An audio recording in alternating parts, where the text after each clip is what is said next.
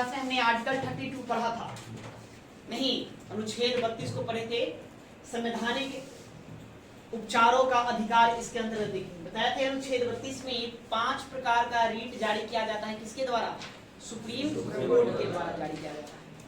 कौन सा रीट किस संदर्भ में जारी किया जाता है ये भी हमने देखा। आज एक बार उसको रिकॉल कर देते हैं, उसके बाद फिर हम आगे देखेंगे अनुच्छेद 33, 34 और 35। इसको देखकर आज फंडामेंटल राइट्स को हम लोग समाप्त करेंगे, ठीक है। तो अनुच्छेद 32 के तहत कितने प्रकार?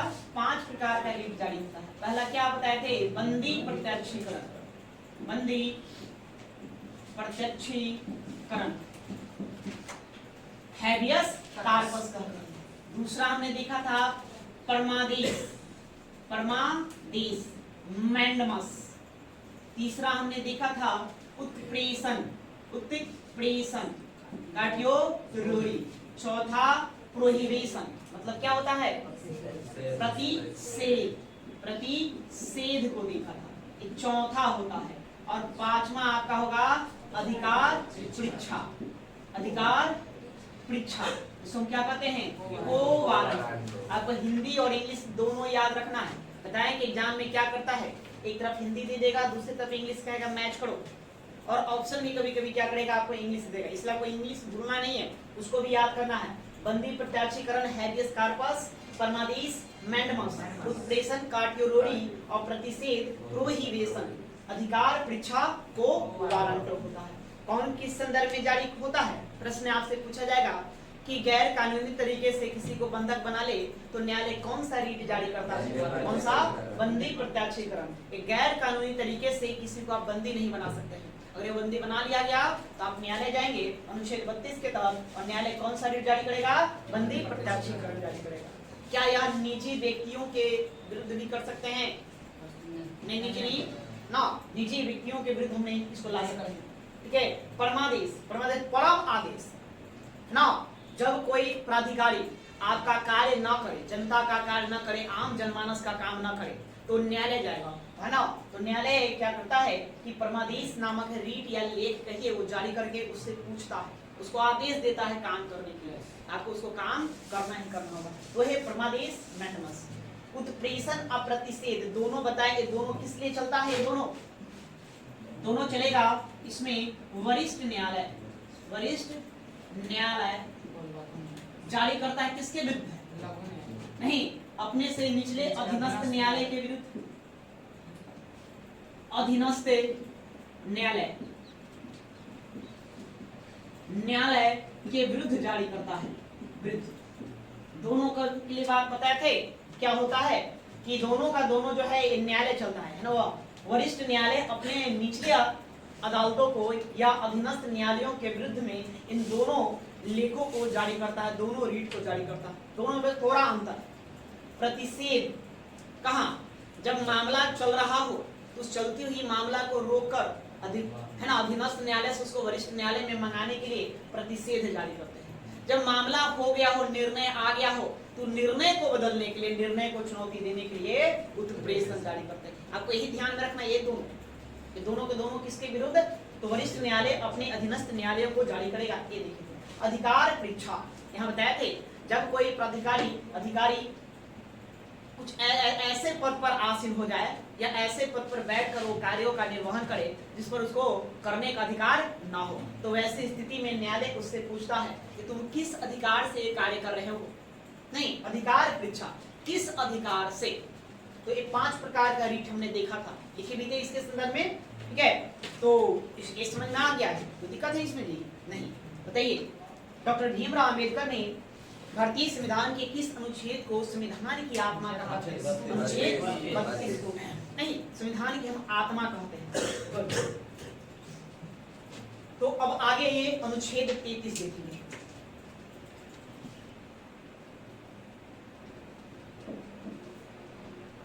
अनुच्छेद 33, या थोड़ी सी बात इसमें जानना है, ये बहुत ही आसान है। अब यहाँ से अनुच्छेद 33, 34, 35 पढ़ो, बहुत ही आसान सा आर्टिकल है, इसमें ज्यादा विचार विमर्श करने की आवश्यकता नहीं। देखिए अनुच्छेद 33 यह सशस्त्र बलों के लिए, किसके लिए? सशस्त्र बलों, सशस्त्र बलों के लिए। सशस्त्र बलों समझते हैं? भारत की सेनाएं, फौज, सशस्त्र बलों में कौन कौन आ जाएगा? तो सेनाएं आ जाएगा, सेनाएं, सेना। सेनाएं तो जानते हैं तीन है, एक आपका है थल सेना, जल सेना और वायु सेना। वायु सेना, वायु सेना। अर्ध सैनिक बल, अर्ध सैनिक बल, अर्ध सैनिक बल इसमें आ जाएगा। अर्ध सैनिक बल में आप क्या कहेंगे? जैसे कि सीआरपीएफ अर्ध सैनिक बल है, ITBP, ITBP Indian Tibet border police, ये आपको अर्ध सैनिक बल है। सीआईएसएफ, सीआईएसएफ ये आपका अर्ध सैनिक बल में आता है। एसएसबी अर्ध सैनिक बल में आता है। बीएसएफ को हम अर्ध सैनिक बल में रखते हैं। ये सब अर्ध सैनिक बल है। उसके अलावा फिर पुलिस, पुलिस बल, पुलिस बल, पुलिस, पुलिस जान रहे हैं? नहीं, जो लोकल पुलिस होती है, जो देश के अंदर होती है, आम नागरिकों के हितों की रक्षा करने के लिए हमने पुलिस बना रखा है। तो ये सब सशस्त्र बल है। अनुच्छेद 33 कहता है कि संसद, कौन? संसद, राज्य विधानमंडल नहीं, संसद, याद रखिए ना। ये नहीं कि राज्य विधानमंडल याद रखिए, नहीं, राज्य विधानमंडल नहीं, विधानमंडल नहीं। राज्य विधानमंडल कहाँ कार्यरत होगी? राज्यों में, और ये केंद्र के लिए है, देश के लिए, पूरे देश के लिए। तो अनुच्छेद 33 कहता है कि संसद सशस्त्र बलों के मौलिक अधिकारों में कमी ला सकता है। किसमें कमी ला सकता है? मौलिक अधिकारों में कमी ला सकता है। और हम देखें तो अनुच्छेद 33 एक अपवाद है। इसका अपवाद है अनुच्छेद 13 धूकन अपवाद है। हमने पढ़ा था आर्टिकल 13(2), क्या पढ़े थे? वहां पढ़े कि संसद मौलिक अधिकारों में कमी नहीं ला सकता, मौलिक अधिकारों का हनन नहीं कर सकता। अगर करता है तो न्यायालय को अधिकार है आर्टिकल 13 के तहत ही कि उसका वो न्यायिक पुनरावलोकन कर सकता है। अगर न्यायालय को लगता है कि मौलिक अधिकारों का हनन हो रहा है या मौलिक अधिकारों के विरुद्ध कोई विधि बनाई गई है ना, विरुद्ध में, तो उसको क्या कर सकता है? भंग कर सकता है, समाप्त कर सकता है, बर्खास्त कर सकता है। नहीं, आर्टिकल 13(3) में ये बात स्पष्ट लिखी गई है। तो उसका अपवाद 33 क्या कह रहा है कि सशस्त्र बलों में संसद विधि बनाकर उसके मौलिक अधिकारों में कमी ला सकती है, मौलिक अधिकारों का हनन कर सकती है। तो विरुद्ध हुआ कि नहीं हुआ? वो कहता है कि नहीं करना है ना, और 13 कहता है, 33 कहता है करना है, 13 कहता है कि नहीं करना। तो 13 का यह जस्ट अपोजिट है, उसका अपवाद। तो ऐसा क्यों?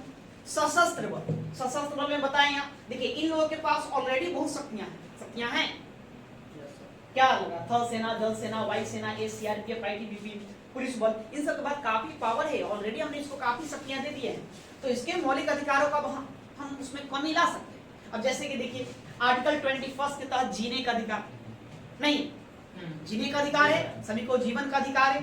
अब सेना कहेगा हम सीमा पर लड़ने नहीं जाएंगे, हमको जीने का अधिकार है, तो कैसे काम चलेगा? तो उसके मौलिक अधिकारों में हम क्या कर सकते हैं? कमी ला सकते हैं? बिल्कुल लाना होगा, नहीं तो बिल्कुल स्वतंत्र दे देंगे तो कर सकता है, विरोध कर सकता है, भाई हम नहीं जाएंगे लड़ने, हमको भी जीने का अधिकार है, मारे जाएंगे।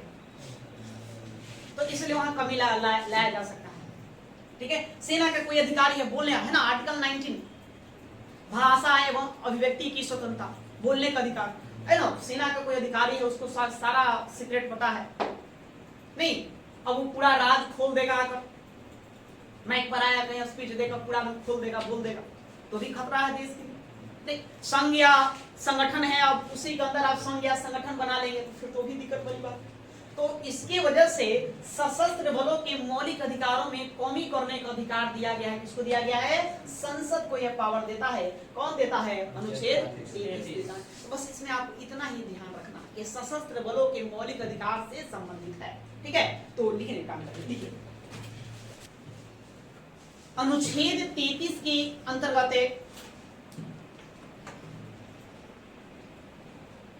अनुच्छेद 33 के अंतर्गत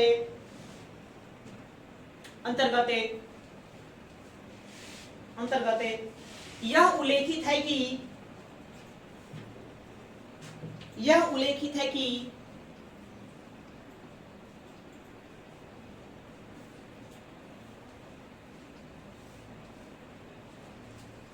कि संसद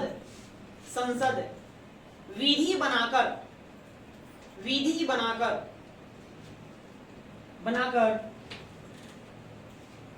सशस्त्र बलों के मौलिक अधिकारों में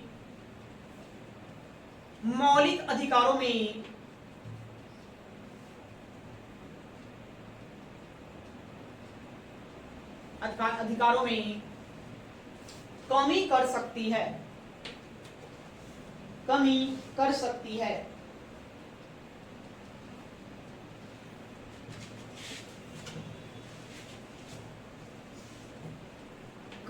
सकती है।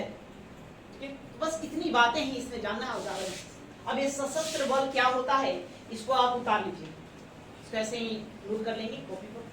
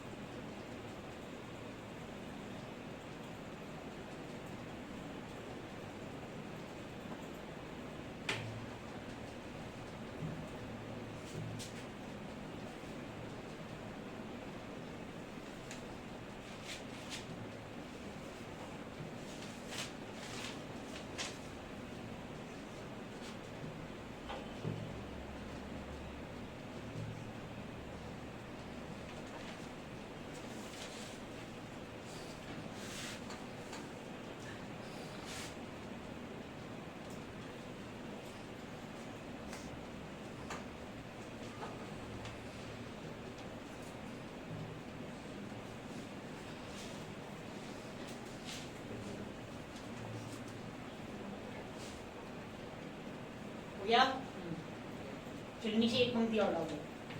देखिए अनुच्छेद 33 यह अधिकार अनुच्छेद 33 यह अधिकार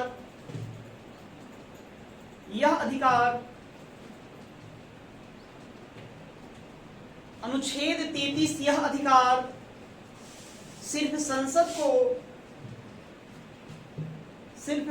को देता है। संसद को देता है या प्रदान करता है, राज्य विधानमंडल को नहीं। राज्य विधानमंडल को नहीं।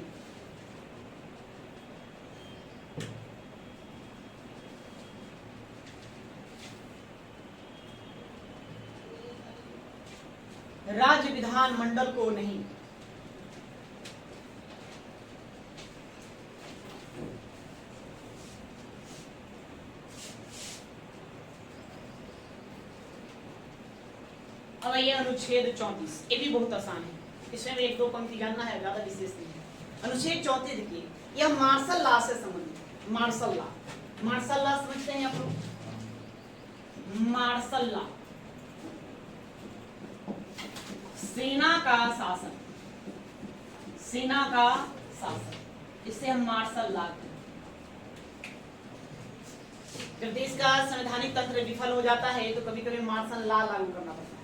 मार्शल लॉ पूरे देश में भी लागू हो सकता है, किसी एक भूभाग पर भी लागू हो सकता है, मतलब किसी एक राज्य में लागू हो सकता है, या कोई एक शहर पर भी हम लागू कर सकते हैं। जहां पर मार्शल लॉ लागू होता है वहां की जो आम अदालत जो होती है उसको बर्खास्त कर दिया जाता है, बंद कर दिया जाता है, ठीक है। और कोर्ट का सेना का अपना कोर्ट जो होता है वो चालू है। आप लोग फिल्मों में सुने होंगे कोर्ट मार्शल। क्या होता है कोर्ट मार्शल? सेना में जब कोई अपराध करता है या कोई सेना के नियमों के विरुद्ध जाता है तो उसके विरुद्ध कार्रवाई की जाती है, तो उसका अपना अदालत होता है। अभी ना क्या उसको हम हाई कोर्ट और सुप्रीम कोर्ट ले जाएंगे, नहीं, सेना का खुद का अपना अदालत होता है। उसी अदालत में वो अपना सारा चीज प्रक्रिया करेगा, है ना, उसी अदालत में सुनवाई होगी, अगर वह दोषी है तो उसको दंड दिया जाएगा, नहीं तो बरी कर दिया जाएगा। उसी को कहते हैं कोर्ट मार्शल। सुने होंगे कि इस व्यक्ति को, फलाने व्यक्ति को कोर्ट मार्शल करके निकाल दिया गया है सेना से, नहीं तो वही उसी को मार्शल लॉ, उसको माने उसी वही जो कोर्ट होता है उसको हम क्या कहते हैं, सेना का कोर्ट कहते थे, है ना, कोर्ट मार्शल कहिए उसको।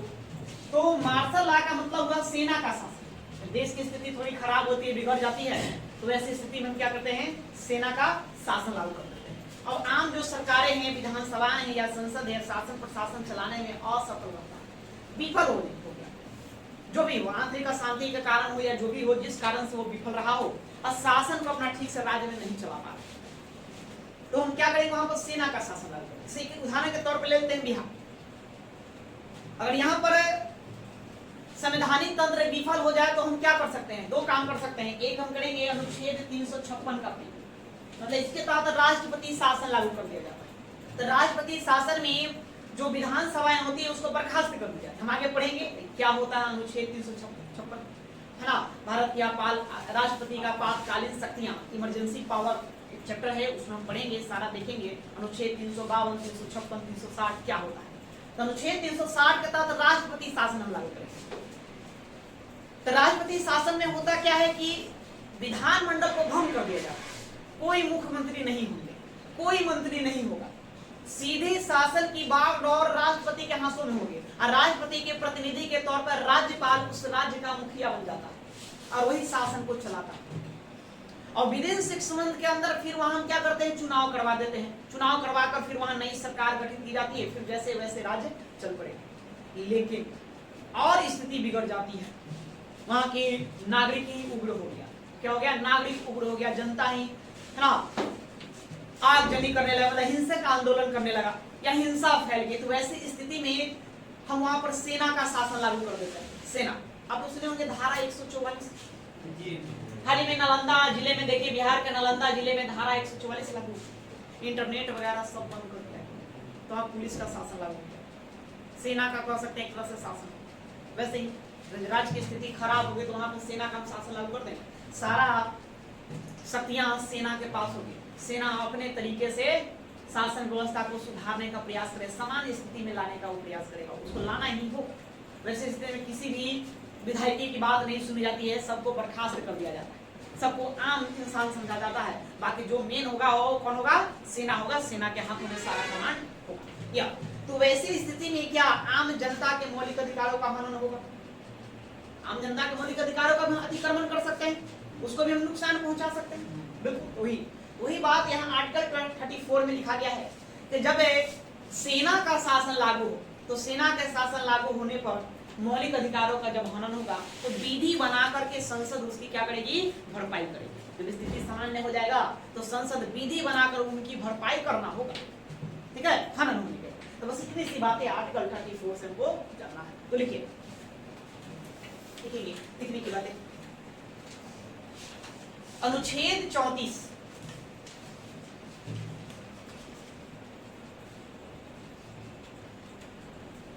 अनुच्छेद 34 के तहत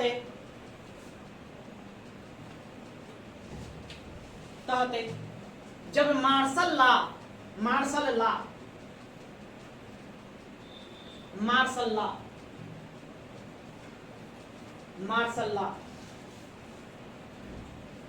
सो कहते हैं सेना का शासन, उस पर लिख दीजिए सेना का शासन लागू हो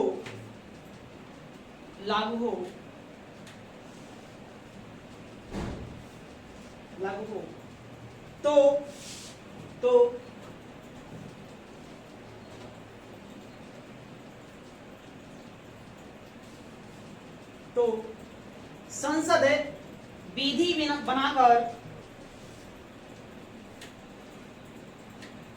संसद विधि बनाकर जनता के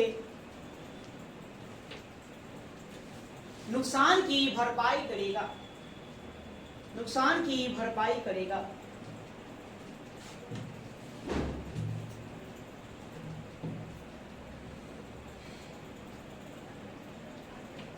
अबाइड करेगा। ठीक है, बस इतना जानना। अब ये अनुच्छेद 35 आर्टिकल 35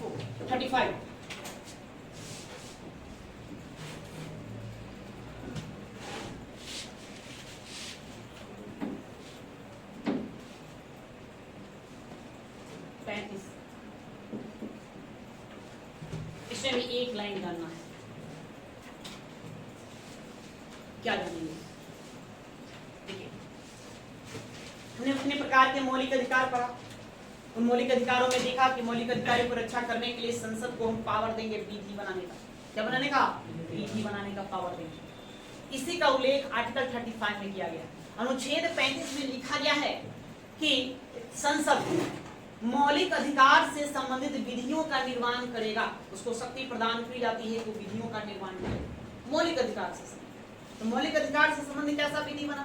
जैसे हमने पढ़ा आर्टिकल 16(3) पढ़े, क्या लिखा गया कि राज्य चाहे तो अवसरों में भेदभाव, सकारात्मक भेदभाव कर सकता है, निवास स्थान के आधार पर कर सकता है। क्यों कर सकता है? हम पढ़े नहीं। तो इससे संबंधित कानून बनाना है, विधि बनाना है, तो कौन? अनुच्छेद 35 के तहत कौन बनाएगा? संसद बनाएगा। हमने पढ़ा आर्टिकल 17 अस्पृश्यता का अंत, छुआछूत का। अब छुआछूत का अंत खाली कह देने से तो नहीं होगा। मैंने कोई छुआछूत करेगा तो उसको हम दंड देंगे। एक दंडात्मक अधिकार है, तो दंड देंगे तो कितना दंड देंगे, किस प्रकार से दंड देंगे, इसके लिए आपको विधि बनाना होगा। बिल्कुल विधि बनाना होगा। तो अनुच्छेद 17 पर विधि यदि बनाना होगा तो अनुच्छेद 35 के तहत कौन बनाएगी? संसद बनाएगी। उसी को विधि बनाने का अधिकार दिया। अनुच्छेद 23 किसके उल्लेख किया गया? बलात्श्रम पर रोक लगाया गया। बलात्श्रम पर, तो बलात्श्रम पर मान लो कोई किसी के साथ बलात्श्रम करता है, जबरदस्ती किसी से काम करवाता है, तो या किसी का दुर्व्यवहार करता है, तो आप उसको दंड देंगे। तो दंड कितना देंगे, किस प्रकार से देंगे, इसके लिए भी कानून बनाने की जरूरत होगा। तो कौन बनाएगी कानून? संसद बनाएगी।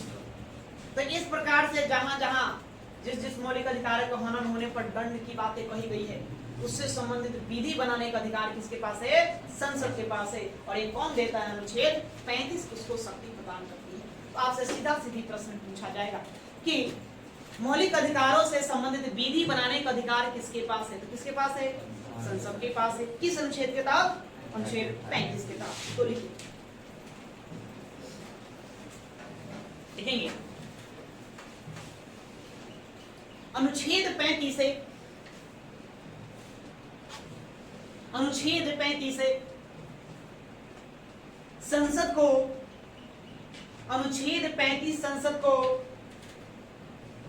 को मौलिक अधिकारों से संबंधित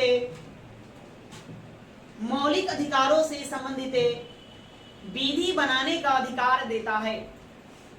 विधि बनाने का अधिकार देता है।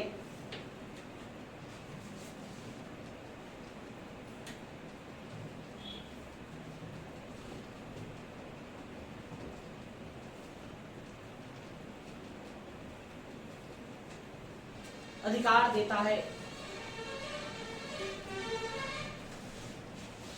इस शक्ति का प्रयोग कर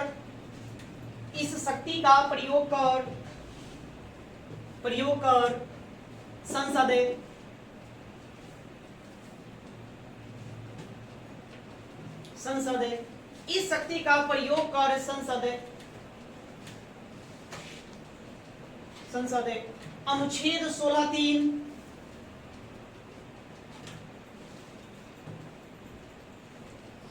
अनुच्छेद 16(3) कॉमा देके लिखेंगे 17, 23,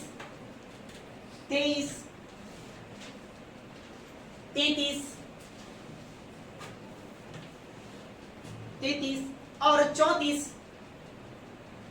34 से संबंधित विधियों का निर्माण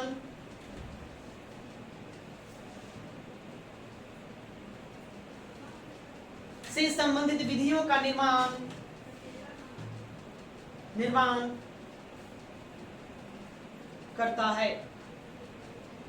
विधियों का निर्माण करता है। ठीक है, चलिए, तो अब आपका यहाँ पर मौलिक अधिकार समाप्त होता है। फंडामेंटल राइट्स पिछले क्लास कई दिनों से हम लोग पढ़ रहे थे, वो यहाँ क्या होता है, समाप्त होता है। हमने सबको पढ़ा। आइए एक बार हम सबको रिकॉल कर लेते हैं कहाँ क्या क्या लिखा हुआ है। ठीक है,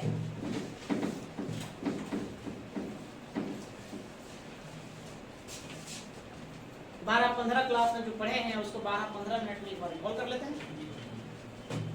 तो भाग 3 में अनुच्छेद आर्टिकल कहाँ 12 से लेकर के 35 तक मौलिक अधिकारों का उल्लेख किया गया है। फंडामेंटल राइट्स दिए गए हैं। किसको दिए गए हैं, व्यक्तियों को और नागरिकों को। ओके, ये दिए गए हैं। अब इसमें देखिए कहाँ क्या लिखा हुआ है। अनुच्छेद 12 क्या लिखा गया है, राज्य शब्द की परिभाषा। फंडामेंटल राइट्स हम किसको किसके विरुद्ध देते हैं, राज्य के विरुद्ध देते हैं। तो राज्य आखिर होता कौन है, सबसे पहले उसको व्याख्या कर दिया गया अनुच्छेद 12 में।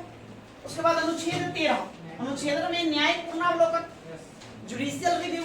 हमने न्यायपालिका को यह पावर दिया गया है कि यदि संसद, यदि विधायिका कोई ऐसी विधि बना दे जो मौलिक अधिकारों को हनन करती हो, तो क्या कर सकता है, उसकी समीक्षा करके जांच करके उसको बर्खास्त कर देगा, समाप्त कर देगा। हमने ये पढ़ा। उसके बाद हमने देखा पहला मौलिक अधिकारों में पहला मौलिक अधिकार क्या, समता या इसमें कहेंगे समानता का अधिकार। अधिकार ये हमने देखा। कहां से कहां तक, जिसमें हमने देखा अनुच्छेद 14 से 18, 14 से 18 देखा हमने पढ़ा। अनुच्छेद 14 में इसमें दो बातें आपको याद रखना। अनुच्छेद 14 से कितनी बातें, दो बातें याद रखना। विधियों के समक्ष समानता और दूसरा विधियों का समान संरक्षण। दो बातें, विधियों के समझ समानता पहली बात है, दूसरी बात है विधियों के समान संरक्षण। तो विधियों की समझ समानता हमने किस देश से लिया, ब्रिटेन से लिया। अब विधियों का समान संरक्षण ये यूएसए से लिया। तो दो बातें अनुच्छेद 14 में याद रखना। 15 में कहता है कि भेदभाव नहीं कर सकते हैं। किस आधार पर भेदभाव नहीं कर सकते, वहां हमने आधार दिया 5 आधार, धर्म, जाति, लिंग, मूल वंश और जन्म स्थान। इनके आधार पर भेदभाव नहीं कर सकते। तो किस संदर्भ में भेदभाव नहीं कर सकते हैं, तो सार्वजनिक उपयोग के संदर्भ में। जैसे कि कोई भी चीज जो राज्य द्वारा वित्त पोषित हो, है ना, या राज्य की सहायता से संचालित हो, ठीक है, उस वहां आप भेदभाव नहीं कर सकते। कुआं राज्य के द्वारा बनाया गया, निर्मित हो, तो वहां पर सबका अधिकार है ना कुएं का प्रयोग करने के लिए। पार्क सबके लिए बना हुआ है, सिनेमा घर सबके लिए बना हुआ है, तालाब है सबके लिए, झरने हैं सबके लिए। तो जो राज्य के द्वारा वो संचालित है उस सब पर सबका समान अधिकार है। आप वहां किसी के साथ भेदभाव नहीं कर सकते हैं। बस समझ गए ये। लेकिन वही कोई निजी व्यक्ति अपना मान लेते हैं, हम निजी अपना कुआं खोद रखे हैं, तो हम वहां भेदभाव कर सकते हो। मेरी भाई अपनी प्रॉपर्टी, खुद का प्रॉपर्टी, मेरी इच्छा पर डिपेंड करता है, निर्भर करता है नहीं। तो अनुच्छेद 15 कहता है का भेदभाव नहीं कर सकते। लेकिन सकारात्मक कुछ भेदभाव करने की बातें करता है। बच्चों और महिलाओं को संरक्षण प्रदान करता। कहा गया है कि बच्चों और महिलाओं के लिए कुछ विशेष प्रावधान ला सकती है राज्य, नहीं सकारात्मक अपना भेदभाव कर सकती है। इसलिए देखे होंगे पार्कों में टिकट का दाम पुरुषों के लिए कुछ और, महिलाओं के लिए कुछ और देखे। बच्चों के लिए भी कम रहता है, वहां भेदभाव करे। वहां आप ये नहीं कह सकते हैं कि मतलब ऐसा क्यों कर रहे हो, तो करना पड़ेगा। उसी प्रकार से अनुच्छेद 16 क्या कहता है, अवसर की समानता। राज्य सरकार है ना, या राज्य जो भी नौकरियां लेकर आएगी सबको समान अवसर प्रदान करेगी। नियुक्ति में, नियोजन में, रोजगार में सबको समान प्रक्रिया देना है। लेकिन वहां भी वो सकारात्मक भेदभाव कर सकता है। प्रतिनिधित्व आधार पर कोई एक वर्ग का समुचित प्रतिनिधित्व देने के लिए वहां भी सरकार क्या कर सकती है, सकारात्मक भेदभाव कर सकती है, नकारात्मक नहीं। ठीक है, वो कर सकती है। तो 16 को याद रखना। 17 अस्पृश्यता का अंत, छुआछूत का अंत। आप किसी के साथ छुआछूत नहीं कर सकते। किसी को मतलब कि छुआछूत करना तो दूर की बात, किसी को तुम बोल नहीं कर सकते हो, व्यवहार में नहीं ला सकते। नहीं अब लाएंगे तो आर्टिकल 70 के तहत यह एक दंडनीय अपराध है। सरकार ने इस अनुच्छेद 17 को संरक्षण प्रदान करने के लिए कई विधियां बना रखी है, कई विधियां का निर्माण कर सकता है। तो विधियां बना रखी है, तो विधि बनाने का अधिकार संसद को दिया गया। अनुच्छेद 35 अभी हमने पढ़ा। वही अनुच्छेद 17 में लिखा गया है कि आप छुआछूत कोई करे तो आप उसको है ना दंडित कर सकते हैं। तो दंडित कैसे करेंगे, उस आधार के लिए अपना कानून को बना रखा, अनुच्छेद 35 का प्रयोग करके। अनुच्छेद 18 उपाधियों का अंत किया गया है। आप उपाधि नहीं प्रदान कर सकते। आप उपाधि नहीं प्राप्त कर सकते, बशर्ते दो को छोड़कर। कौन कौन? सेना और शिक्षा से संबंधित उपाधि को छोड़ करके आप कोई उपाधि आप प्राप्त नहीं कर सकते। अन्य उपाधि लेना है तो फिर राष्ट्रपति की अनुमति का बाद ही ले सकते, अन्यथा ऐसे नहीं ले सकते। वो था। फिर उसके बाद आइए हमें पढ़ा दूसरा स्वतंत्रता का अधिकार। स्वतंत्रता का अधिकार, यह स्वतंत्रता का अधिकार कहां से कहां तक चलेगा? अनुच्छेद 19, अनुच्छेद 19 से कहां तक? 22 तक चलेगा। अनुच्छेद 19 से अनुच्छेद 22 ये स्वतंत्रता का अधिकार है। स्वतंत्रता का अधिकार में हमने 19 को विस्तार से देखा। आर्टिकल 19 वो कितने प्रकार की स्वतंत्रता प्रदान करता है? 6 प्रकार की स्वतंत्रता प्रदान करता है वर्तमान में, लेकिन मूल संविधान में कितना था? 7 था। हमने अनुच्छेद 1 का A, 1 का B, 1 का C, 1 का D, 1 का E, 1 का F था, लेकिन समाप्त कर दिया ना, है ना, 1 का G, यहाँ तक देखा। यहाँ तक देखा क्या क्या स्वतंत्रता। एक ए में क्या कहता है? वाक एवं व्यक्ति की स्वतंत्रता, आपको बोलने की आजादी, आप बोल सकते हैं, अपनी बातों को विचारों को लिख करके प्रकाशित कर सकते हैं, समाचार पत्रों में छपवा सकते हैं, सोशल मीडिया का प्रयोग कर सकते हैं, इलेक्ट्रॉनिक मीडिया का प्रयोग कर सकते हैं। ये दिया गया वहां अधिकार। बी में क्या कहता है? संघ या सम्मेलन बुलाने की स्वतंत्रता। 3 फिर कहता है संगठन बनाने की स्वतंत्रता। नहीं, 4 संचरण की स्वतंत्रता, आने जाने के अबाध रूप से भारत में आ जा सकते हैं। उसके बाद आपको मतलब कि जीविकोपार्जन की स्वतंत्रता, पहले निवास की स्वतंत्रता, तब जीविकोपार्जन की स्वतंत्रता ये प्रदान करता है। उसके अलावा आर्टिकल 19 के अंतर्गत देखे न्यायालय ने समय समय पर उसमें अन्य बातों को भी जोड़ा है आर्टिकल 19 के तहत। जैसे प्रेस की स्वतंत्रता किसके अधीन है? अनुच्छेद 19 के अधीन आता है। नहीं, वाणिज्यिक विज्ञापन देने का अधिकार, वो भी अनुच्छेद 19 के अंतर्गत आता है। इलेक्ट्रॉनिक मीडिया का प्रयोग अनुच्छेद 19 के अंतर्गत आता है। हाँ, विदेश जाने का अधिकार भी अनुच्छेद 19 के अंतर्गत आता है, और उसको 21 में भी रखा है। ठीक है ना? ये सब है। मतदाता को सूचना प्राप्त करने का अधिकार, ऐसे बहुत सारे राइट्स हमने पढ़ा आर्टिकल 19 के तहत। 20 अनुच्छेद 20 क्या कहता है? 20 किससे संबंधित है? दोष सिद्धि के संबंध में संरक्षण। नहीं, दोष सिद्धि के संबंध में संरक्षण अनुच्छेद 20 में दिया गया है। उसके तहत 3 बातें हमने बताया, ध्यान रखें। एक अपराध के लिए एक ही सजा। दूसरा, जिस समय अपराध किया हो उसी समय के कानून के तहत सजा। और तीसरा, खुद के विरुद्ध गवाही देने के लिए आप बाध्य नहीं कर सकते किसी को, अनुच्छेद 20 एक कहता है। उसके बाद हमने पढ़ा आर्टिकल 21 अनुच्छेद 21, है ना, प्राण व दैहिक जीवन की स्वतंत्रता। नहीं, उसको हमने देखा कितना ज्यादा विस्तार है, 2-3 क्लास लग गया उसमें, 2-3 घंटे हम लोग पढ़े थे उसमें। समय से पहले न्यायपालिका ने इसका बहुत ज्यादा व्याख्या किया। अब बहुत सारे राइट्स दिए गए, इसके तहत क्या क्या राइट्स है आप देख सकते हैं। जीने का अधिकार है हमको, स्वच्छ वायु का अधिकार है, स्वच्छ जल का अधिकार है। नहीं, विदेश जाने का अधिकार उसमें शामिल किया गया है ना जी। बहुत सारे अधिकार राइट्स हमने देखा। सोने का अधिकार है ना, बहुत सारे राइट्स है। हम आप लोग शायद 15-20 के आसपास हमने राइट्स देखा था।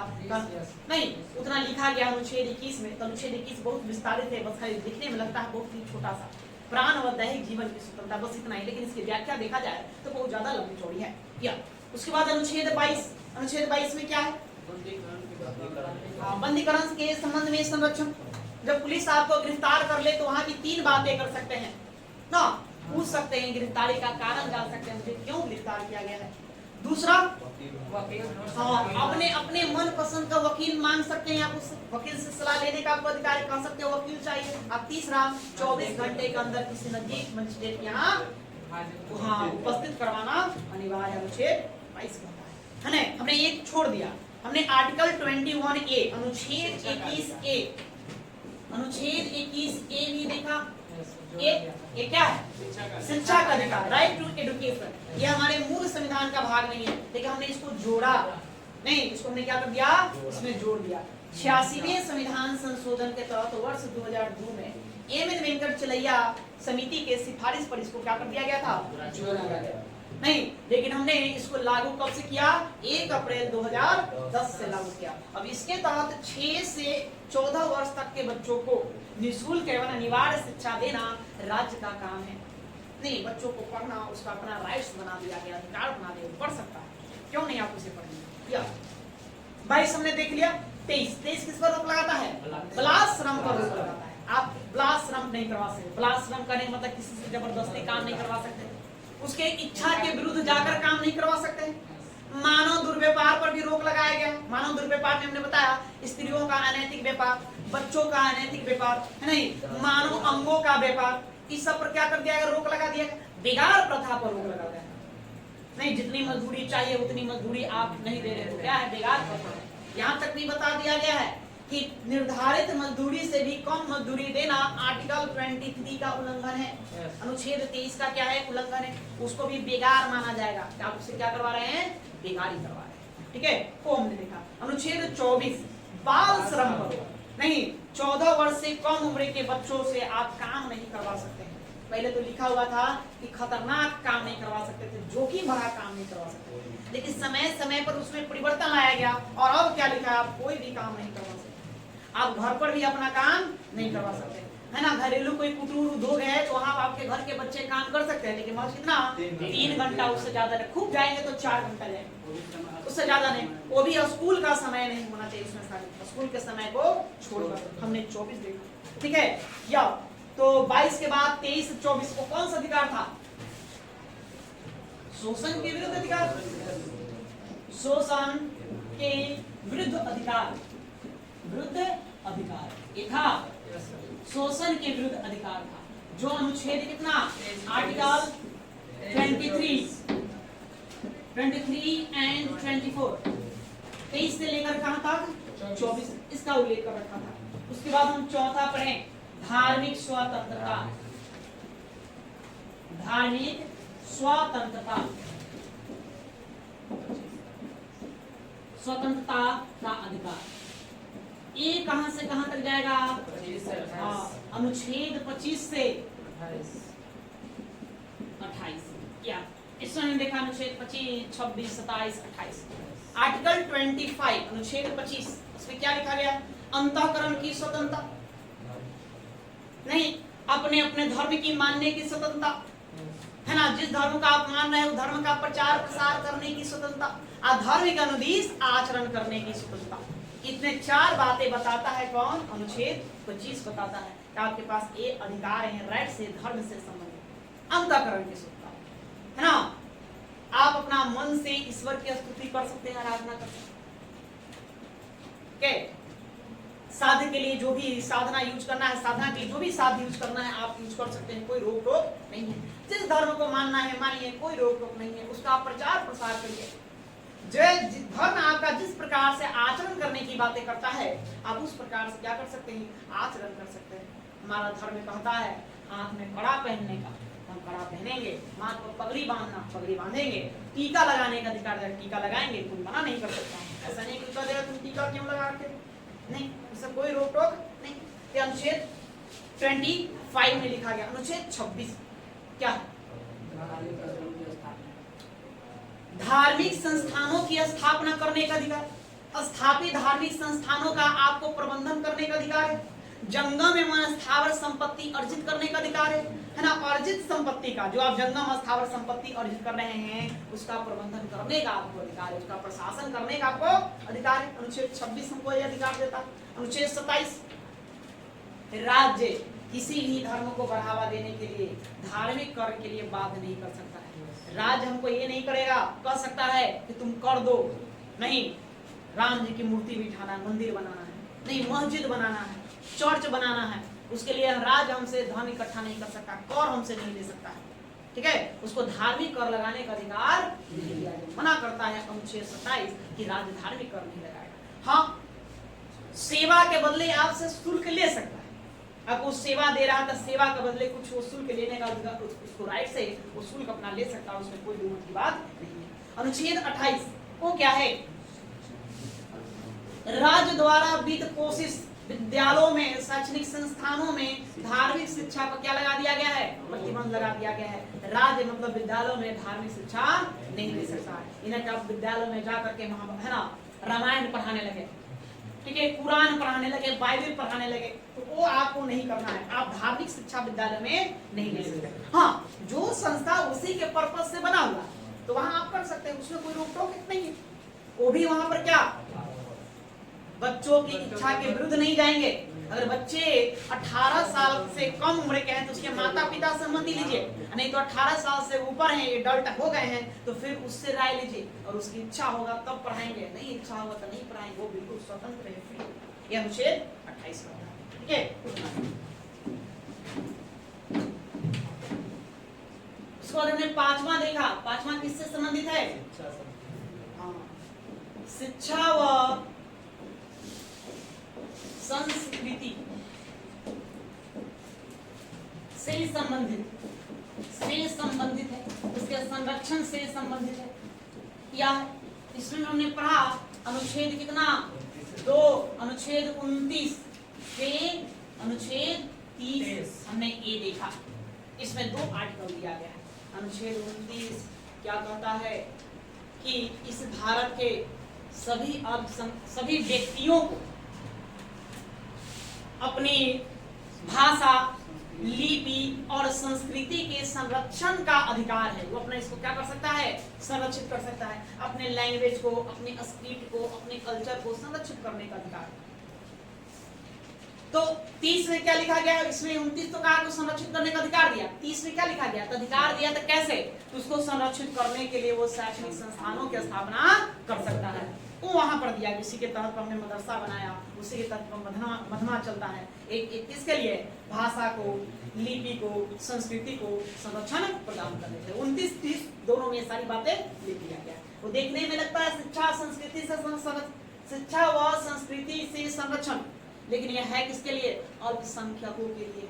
ये अल्पसंख्यकों की बातें करता है। अल्पसंख्यकों को हमने मतलब संरक्षण करते हो, कितना कुछ हमने किसी के साथ पक्षपात नहीं किया। जो मुट्ठी भर लोग हैं उसके साथ भी पक्षपात नहीं किया, उसको भी हमने राइट्स दिया, अधिकार दिया। हमारे संविधान निर्माता बड़ा दूरगामी थे, दूरदर्शी थे, दूर की सोच रखते थे। उन्होंने सोचा कि बहुत सारे मुसलमान जो है भारत पक्षपात के बंटवारे में भारत से पाकिस्तान नहीं गए, यही रह गए, तो उनके साथ कहीं भेदभाव ना हो, इसलिए उनको भी हमने मौलिक अधिकार दिया। जो किसके तहत दिया? अनुच्छेद 29-30 के तहत। तब 25 भी तो कह सकते हैं उनके लिए अपना अपना धर्म मानने का आजादी। मतलब कहीं भी हमने किसी के साथ कोई भेदभाव नहीं किया, कहीं भी कोई पक्षपात वाली बातें किसी के साथ नहीं की गई है। फंडामेंटल राइट्स के तहत आप देखेंगे तो ये था। फिर उसके बाद हमने पढ़ा छठा क्या? संवैधानिक उपचारों का अधिकार। उपचारों का अधिकार, ठीक है। आपके पास राइट्स है इलाज करने का, नहीं इलाज सब कुछ दे दिया होगा, इलाज का उपाय नहीं ढूंढे तो फिर बेकार। अनुच्छेद 32 में हमने पढ़ा कि संवैधानिक उपचारों का अधिकार है। जब आपके मौलिक अधिकारों का हनन हो, आप कहाँ जा सकते हैं? न्यायालय जा सकते हैं। और न्यायालय इसको बचाने के लिए कितने प्रकार के? 5 प्रकार का रीट जारी करता है। सुप्रीम कोर्ट 5 प्रकार का और हाई कोर्ट 6 प्रकार का रीट जारी करता है। ये 5 प्रकार के रीट में हमने पहला बताया क्या? बंदी प्रत्यक्षीकरण, हैबियस कार्पस। दूसरा हमने देखा था परमादेश, मैंडमस। और तीसरा हमने देखा था प्रतिषेध, कोई दिक्कत नहीं है, प्रतिषेध प्रोहिबिशन। चौथा उत्प्रेषण, काटियो रोई। अब 5वां हमने क्या देखा? अधिकार परीक्षा, को वारंटो, अधिकार परीक्षा, जिसको हम क्या कहते हैं? को वारंटो। कौन कब जारी किया जाता है ये सब हमने पढ़ा। बंदी प्रत्याशीकरण, जब आपको गैर कानूनी रूप से बंदी बना लिया जाए, अवैध रूप से किसी को हम कब्जा में ले लेते हैं, तब। परमादेश और प्रमादेश, कोई अधिकारी अपना काम न करे, उसको काम करवाने के लिए आदेश जारी किया जाता है, इसको कहते हैं परमादेश। परमादेश। प्रतिषेध और उत्प्रेषण दोनों न्यायालय के लिए है। नहीं, वरिष्ठ न्यायालय अपने अधीनस्थ न्यायालय को जारी करेगा किस संदर्भ में? है ना, प्रतिषेध, चलती हुई कार्रवाई को रोकने के लिए, और उत्प्रेषण कार्रवाई जब समाप्त हो जाए, फैसला सुना दिया जाए, तो उस फैसले को विरुद्ध जाकर के फैसले को बदलने के लिए हम उत्प्रेषण करेंगे। अधिकार परीक्षा, जब कोई प्राधिकारी ऐसे पद पर जाकर काम करने लगता है जहां उसको काम करने का राइट्स नहीं है, तब वहां पर इसको जारी किया जाता है, पूछा जाता है तुम किस अधिकार से काम कर रहे हो। बस समझे? ये 5 प्रकार का रीट जो सुप्रीम कोर्ट के द्वारा जारी किया जाता है। हमने उसके बाद 32 के बाद 33 क्या देखा? यह सशस्त्र बलों के मौलिक अधिकारों में कमी करने से संबंधित है। नहीं कि न्यायालय नहीं, संसद विधि बनाकर सशस्त्र न्यायालय के मूल अधिकारों में कमी कर सकता है। ऑलरेडी उसके बाद बहुत सारा अधिकार है और इस देश की रक्षा सुरक्षा की बात है, उसके तहत उसमें कमी हम कर सकते हैं या उसको हम वंचित भी कर सकते हैं। ठीक है, इसके लिए कानून बना सकते हैं। 34, जब देश में मार्शल लॉ लागू हो और जनता को इससे नुकसान हो तो संसद विधि बनाकर इस नुकसान की क्या कर सकती है? भरपाई करेगी, उसको नुकसान को पूर्ति करना है। ठीक है, और 35, संसद को यह शक्ति प्रदान किया गया है कि संसद मौलिक अधिकारों से संबंधित विधियों का निर्माण कर सकता है, कानून बना सकता है। उसी को ध्यान में रखकर 16, 3, 17, 23, 33, 34 इन सब के अधीन कानून कौन बनाता है? संसद को कानून बनाने का अधिकार। तो एक बार में हम लोग सब क्लियर कर लिए, तब वो क्या है? इसी को बढ़िया से आपको क्या करना है? अध्ययन कर लेना है, देख जाना। ठीक है, तो चलिए आज के लिए इतना ही, फिर हम देखेंगे अगले क्लास में।